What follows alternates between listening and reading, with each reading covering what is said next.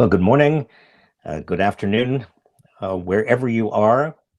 Uh, I just want to talk to you about what's going on, connect the dots, because there are some disturbing elements of Donald Trump's strategy right now that you ought to be knowing about. And the papers are, and the media are reporting pieces of them, but I want to try to put them all together for you so it can understand the context. I mean, what drives me, frankly, completely nuts is that the media provide, they provide little bits and pieces, but they're not showing you the overall. And the overall is essentially this. Donald Trump obviously has his mind solely on his own reelection. And his biggest impediment, as he understands it now, and he's right, is the coronavirus. Now, you and I understand that the biggest challenge for us and our families and the existence of our friends and our loved ones and everybody else in the United States is the coronavirus and how he has totally botched the coronavirus. Every other major country has done a better job than the United States. Every other rich country has actually contained the virus. But Donald Trump has not, and the Trump administration has essentially blown it for all the reasons you know and I know. I mean, he played it down initially. He told us it was a hoax. He tried to fob it off on the states and governors. There was no strategy. There was no testing and so on.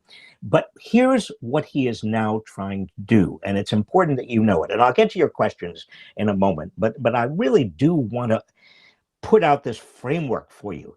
The strategy consists of two big parts. One is to quash the information that the public gets about what is happening with the coronavirus. And the way that Donald Trump is doing that is, number one, to prevent the CDC, the Centers for Disease Control in Washington, from having access to the media. He is blocking the CDC at every point. Anthony Fauci, who is the number one expert on diseases, on communicable viral diseases. He has been muzzled, not entirely, obviously, but the Trump administration is trying to pull him out of the mainstream. And also, at the same time, the administration is leaking all sorts of negative stories about Fauci to incriminate his credibility, if you will, to insinuate that he doesn't know what he's talking about. And that's what all of those leaks lately, and they're anonymous, those anonymous leaks are all about. And simultaneously, the administration is now telling hospitals not to report what they know about the virus and the number of cases and the number of tests, of positive tests, and the number of people who are in serious danger and deaths. They are not going to be reporting it to the CDC any longer, according to the administration. The administration wants them to report to the Department of Health and Human Services, where that information is not necessarily automatically public, as it is with the Centers for Disease Control. So you've got all of this apparatus for muzzling the truth, for preventing the truth. And then on top of that, with the new coronavirus bill that is now going to be decided upon this week and next week, that is, the House and the Senate have this little window, this little 2-week window, and I want to get back to this, to decide what their next steps are going to be. The administration is saying no money for coronavirus testing and tracing of contacts of people who test positive. No money. And that is part of the strategy of muzzling. That's part of the strategy of suppressing all of the truth about what is actually happening, so that by election day, the public can be confused or public doesn't understand. I think what's really freaking out Donald Trump and the Trump administration with regard to the election is that the coronavirus is now hitting red states, Republican states, states that did reopen early because they followed the Trump line that the big impediment to the economy was that states were closing down, which was completely wrong and wrong-headed, because many of these states that reopened too early are now seeing spikes, huge spikes in hospitalizations and in deaths. And what the Trump administration continues to try to do, and what Trump is saying over and over again, is that the reason you have more and more evidence of cases and more positive cases is because there's more testing. Now, again, that is absolute baloney. It's bullshit. It's rubbish. It's not a matter of testing. What we see is hospitalization rates are going up and deaths are now going up tragically. And there's no way that the administration can stop that information from getting through unless it takes some of the measures that I just talked about, like having hospitals not report to the CDC any longer, but have to report to the administration where the information can be muzzled. Now, that's part one of the reelection strategy. Part two of the reelection strategy is to overshadow the coronavirus crisis by creating a new false crisis of law and order. And Donald Trump wants to be, and he's said over and over, he wants to be the law and order president. But ever since the death of George Floyd and the protests following the death, the killing of George Floyd, what has happened is that in major cities, obviously, and you may be participating as well, I hope you are, there have been protests. Right now in Portland, Oregon, and it's been going on for weeks and weeks, the Department of Homeland Security has put in troops into Portland to so-called, the logic is ridiculous. The logic is to protect the federal buildings and federal statues. I mean, this is a thin thread to justify this. There is no authority in any statute or any legislation or under the Constitution for bringing in federal troops into a city to maintain order when the mayor of the city and the governor and the senators representing that state all say, no, we don't want federal troops here. And that's exactly what's happening in Oregon. There is no authority, and all of the officials in charge of that city, Portland, Oregon, are saying, no, we don't want. What you're doing here is illegal, and it's also creating more of a combustible confrontation. That's exactly what the White House wants, you see. And right now we've got, and we've had for weeks, but it's getting worse, federal officials, troops essentially, they're akin to stormtroops. They're going into Portland and they are arresting people. They are grabbing people off the street for no reason. They are putting people into vans. Trump is threatening to expand this to other cities. And that's what Mark Meadow, Trump's chief of staff, said yesterday on Fox News. He said, we are planning to expand this to other cities. This is just a trial run. Now, this is part of the strategy. Create tumult in our nation's cities, create confrontation. So that becomes the big news. So Trump can call himself a law and order president, can exploit not just racism, but also fears, suburban fears of chaos, and use those fears to propel himself and give himself an issue that overshadows the coronavirus issue. I doubt this is going to succeed, folks, but you need to understand it. This is one of the most cynical ploys, frankly, I have ever witnessed. And I've witnessed a lot. I mean, I've been around and I remember the Nixon administration. This is more cynical. It's more cynical not only because it is concocting and creating on the streets of Portland, Oregon, and maybe soon other streets, maybe Chicago, other places, a kind of a confrontation that need not have occurred with possible injuries, maybe even loss of human life, use of tear gas, use of instruments of force that should not be used. Tear gas is not even, it was banned by the Geneva Conventions, for Christ's sake. What you find the Trump administration now doing, using not the military per se, but using military force through the Department of Homeland Security and whatever else enforcement agencies Trump can use. And let me also remind you, there is no permanent Secretary of Homeland Security. There is no permanent Deputy Secretary of Homeland Security. It's all acting. These people are acting, and they're acting under the auspices of Donald Trump. Meanwhile, we've got this coronavirus crisis, which is getting worse and worse. The United States is the only nation to have totally blown it among all rich nations. You look at Europe, you look at South Korea, you look at other countries that are advanced countries, and every one of these countries has the coronavirus more or less under control. The United States is the only place where deaths are going up. The United States is the only place where it's out of control. The United States, because it's out of control, the economy continues to be bad. And that's the other thing I want to mention. Because this week and next week, when you've got Mitch McConnell and the Trump administration, probably Mnuchin, and Nancy Pelosi or whoever else she's going to deputize from the House, sitting down and coming up with the next coronavirus piece of legislation, and there's got to be more legislation because the $600 per week extra unemployment benefits are going to run out at the end, really at the end of this week, beginning of next week. They run out at the end of this month.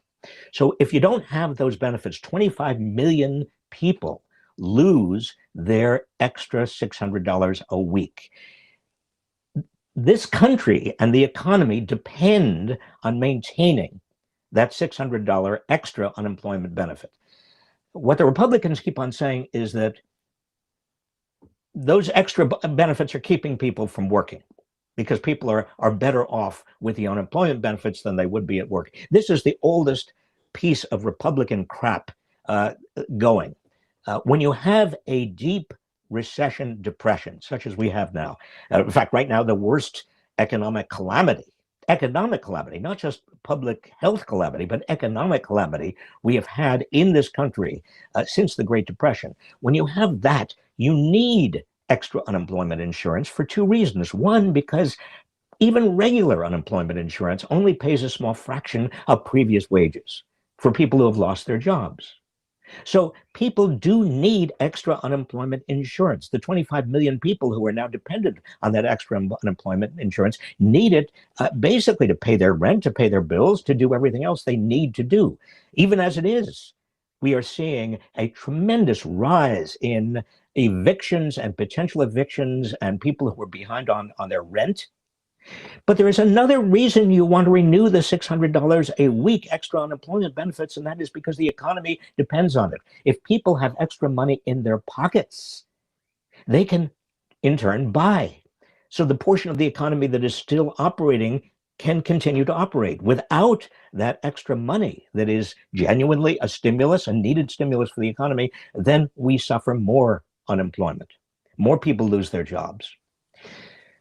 And all of this week and next week, the Republicans are going to try to avoid, try to say there is no crisis, or try to say the big problem was the shutdowns, and now we can open safely.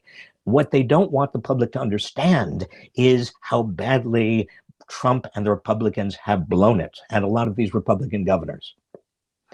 So those are the three big pieces, all right? Number one, you've got the coronavirus out of control and the Trump administration trying to suppress information. Number two, you've got the Trump administration going into cities, and Portland is the trial city, to try to foment discord and confrontation and create a law and order crisis by using unconstitutional means of, and these troops are not identified, taking people, arresting people. It's like a police state. And number three, you have the Republicans attempting to sell the public on this notion that there is still no health crisis, there is no economic crisis. We don't need the $600 a week, a continuation thereof after July 31st when it's supposed to run out.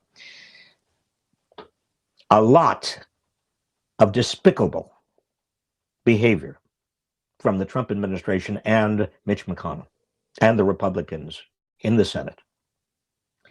Don't fall for it, but more importantly, call your senators, call your members of Congress, tell them that, number one, you want the $600 extra unemployment benefits, and it's all in the HEROES Act that was already passed by the House in May. You want all of that actually to be effectuated, to be made into law.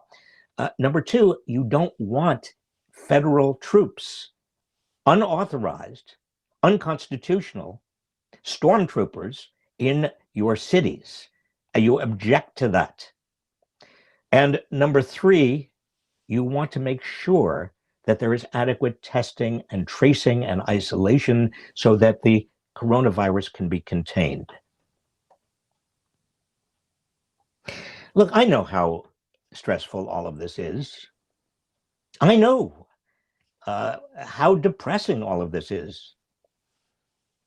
But we've got a little bit more than 100 days until the next election. And it is your responsibility, my responsibility, to do whatever we possibly can to end this nightmare. And because Trump is trailing in the polls, he is getting more and more desperate. That's what all of this is about. It's his desperation. Okay, your questions. Shelley Stump, secret police in Portland is the scariest thing I've read yet. Could you talk about how concerning this should be? Shelley, as I've just said, yes, you should be concerned about this, especially because it violates the Constitution, and especially because it is the opening of the door into so much worse. You know, this moment could and should be uniting us as a country. Why is it not happening? Raoul Duke, you asked that. It's not happening because we've got a divider in chief. I mean, ironically, what Donald Trump is doing is he is uniting. He's uniting the forces against him. I mean, I've never seen such kind of bipartisan and multiracial and multi-class unity against a president, and that gives me some solace. But at a time in our nation's history when we do desperately need to be united in an affirmative way, we are not, because we've got an administration and we've got a Senate and a Republican Senate leadership that is bent on disuniting us.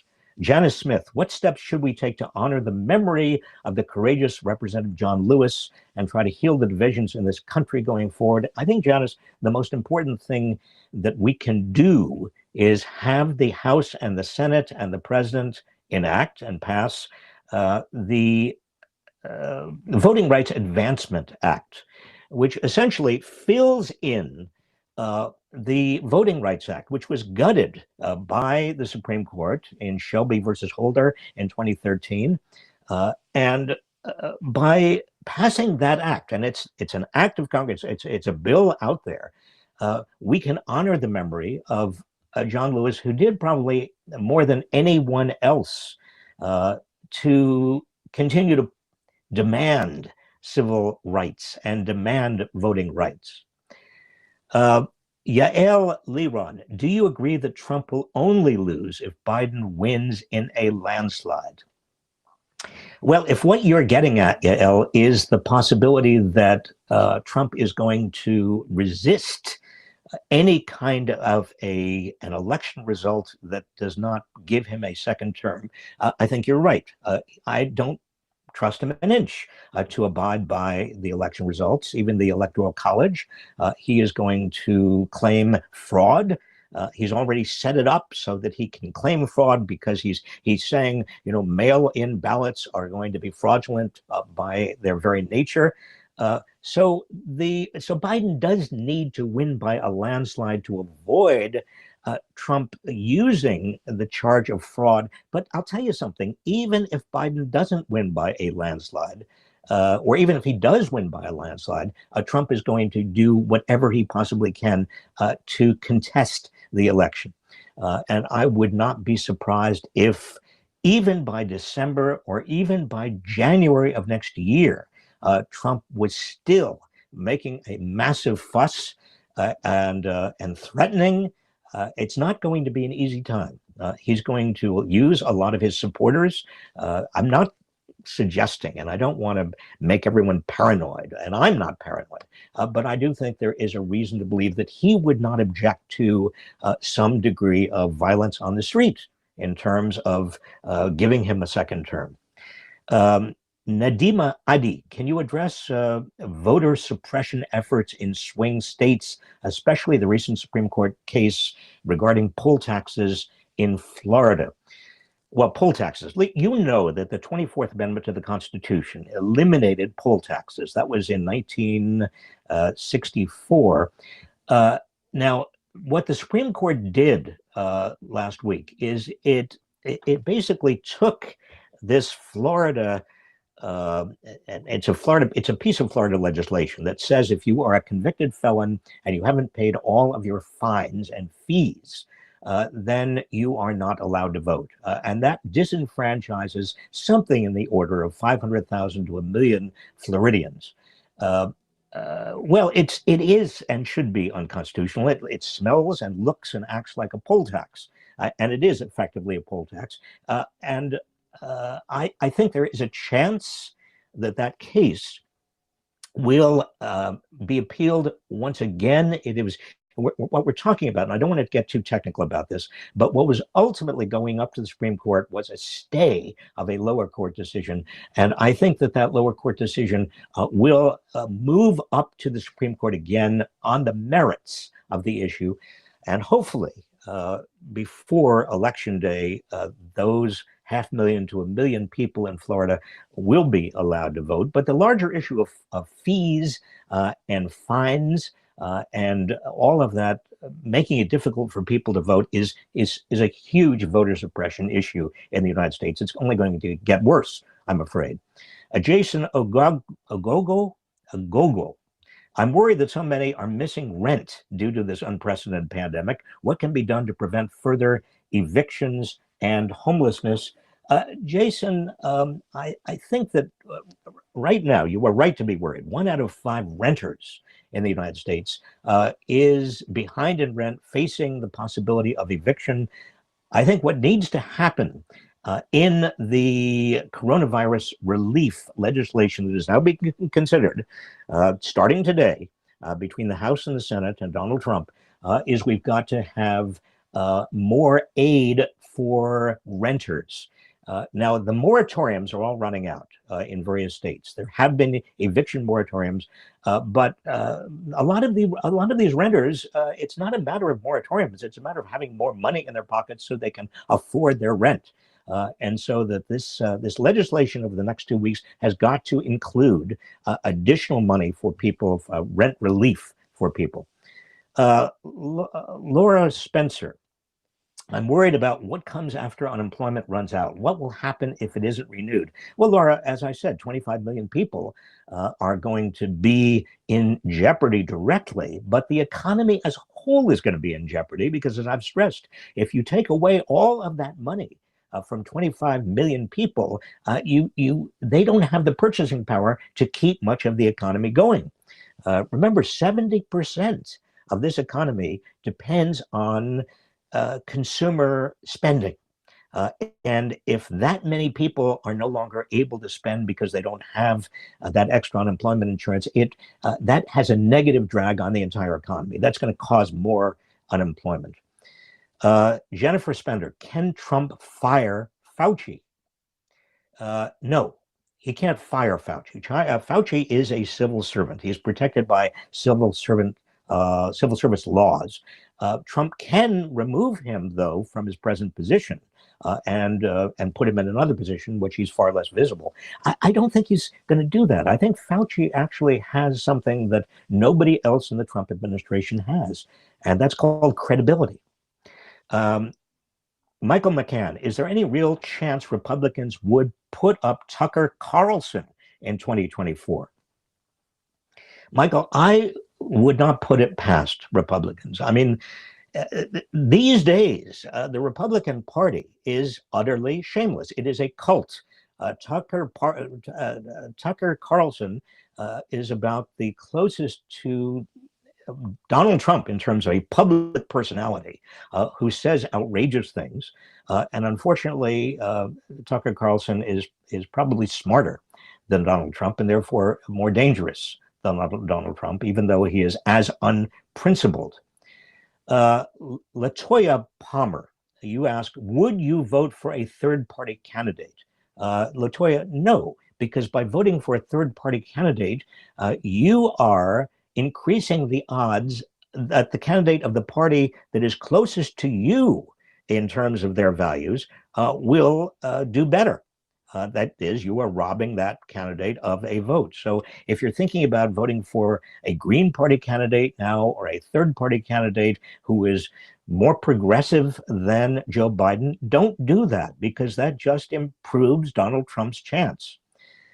Aubrey Harris, how would you recommend a new administration address the imbalance on the Supreme Court after Trump's controversial appointments? Well, very, very simply, Audrey Harris, you put onto the court, you nominate, and if you're Joe Biden, you nominate to the court people who are who respect the Constitution, who understand human rights, who understand the importance of equal rights, equal political rights, and they aren't hard to find. I mean, what the people who are harder to find are the jurists, such as have been put on the court and the lower courts by Mitch McConnell and Donald Trump, who are right-wing extremists. Let me just, we have time for just a few more, and let me get to this. George Wilson, why are the big banks like JP Morgan reaping unprecedented profits in this time of economic crisis? What does it say about our system? This is important, George, and I'm glad you asked, because the Fed right now, Federal Reserve, is pumping huge amounts of money, and we don't know exactly how much, but it's certainly more than $500 billion into our system, and it's taking the debts of big corporations and thereby shoring up the big banks, because the big banks were otherwise in danger of a lot of big companies going bankrupt or not being able to pay up what they owe to the big banks. So this is another way of subsidizing the big banks, another way of subsidizing Wall Street.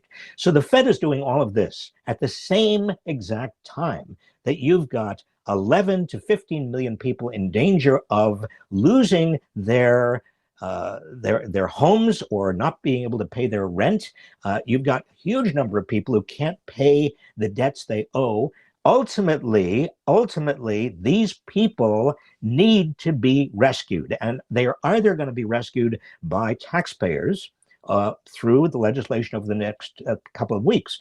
I would say, honestly, the best way of rescuing a lot of people who can't pay their debts right now because they don't have a job and because of the coronavirus is that the banks have got to give them relief. So I would say to the Federal Reserve, instead of just bailing out big companies and bailing out the banks, why don't you insist that as a condition for those bailouts, those big companies and those banks forgive the loans of millions of Americans who need right now loan forgiveness? That would be the simplest way. Why should taxpayers, once again, be bailing out big corporations and big banks at the same time you've got millions of average working Americans and poor Americans who cannot pay their bills and are in danger of becoming homeless and certainly hungry? All right?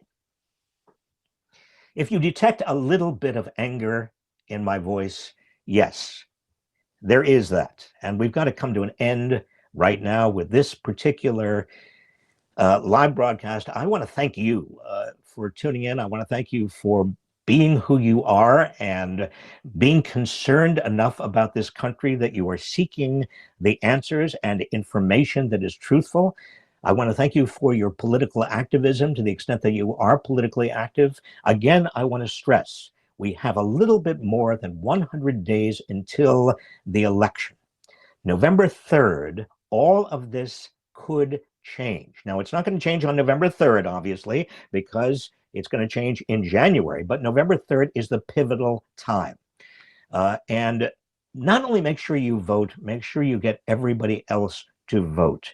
And when I say vote, I mean not just Joe Biden, obviously, yes, vote against Donald Trump and for Joe Biden, but in down ballot elections.